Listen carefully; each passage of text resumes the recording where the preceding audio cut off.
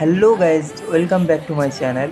তো ফার্স্টেই গোবদাড়ি নিয়ে একটু ঢং করে নিচ্ছিলাম, কারণ গোবদাড়িটা ভালোই বড় হয়েছে। অনেক দিনের শখ ছিল বড় করা, বাড়িতে থাকলে সেটা কোনো দিনই হতো না। কেন হতো না সেটা নয়, ইতিহাসেই থাকুক।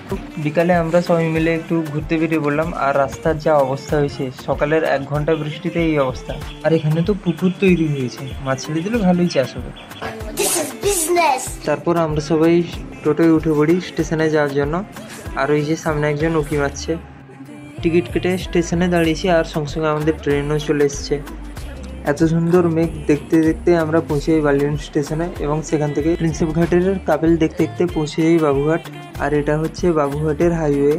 সেখান থেকে আমরা চলে আসি ধর্মতলায়।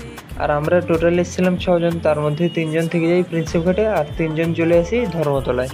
আর ধর্মতলায় আসার মূল কারণ হলো ডেকার্সল্যান্ড ঘোরা, কিন্তু ওই জায়গাটা তো ঠিক জানি না, সেই জন্য গুগল ম্যাপ দেখে এগোচ্ছি। ফাইনালি সেই জায়গাটা খুঁজে পাই, আর বোর্ডে বড় বড় করে লেখা আছে জেমস সিকি সরণি ডেকার্সল্যান্ড।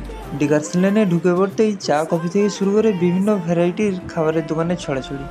আর এপাশে তো অনেকজন খেতে বসছেন। তারপর আমরা খুঁজতে গিয়ে সেই বিখ্যাত অরুণদার দোকান, যার বানানো খিচুড়ি সবার জিভে জল এনে দেয়। ফাইনালি আমাদের দেখা হয়ে যায় সেই বেগুন সুন্দরীর আবিষ্কর্তা অরুণদা। খুবই সাধারণ এবং ভালো একজন মানুষ, কিন্তু ওনার হাতের সেই খিচুড়ি আর বেগুন সুন্দরী খাওয়া হলো না, কারণ আমরা যখন গেছিলাম তখন সব খাবারই শেষ। তাই ওনার সাথে কিছু ছবি তুলে সেখান থেকে বেরিয়ে আসি। সেখান থেকে বেরিয়েই প্ল্যান হয়ে যায় নেক্সট ডেস্টিনেশন জোড়াসাগর ঠাকুরবাড়ি। আর যেরকম বলা সেরকমই কাজ। আর আমরা প্রায়ই ঘুরে বেড়াই পায়ে হেঁটে, কারণ পায়ে হেঁটে ঘুরে বেড়ানোর আমেজটাই আলাদা।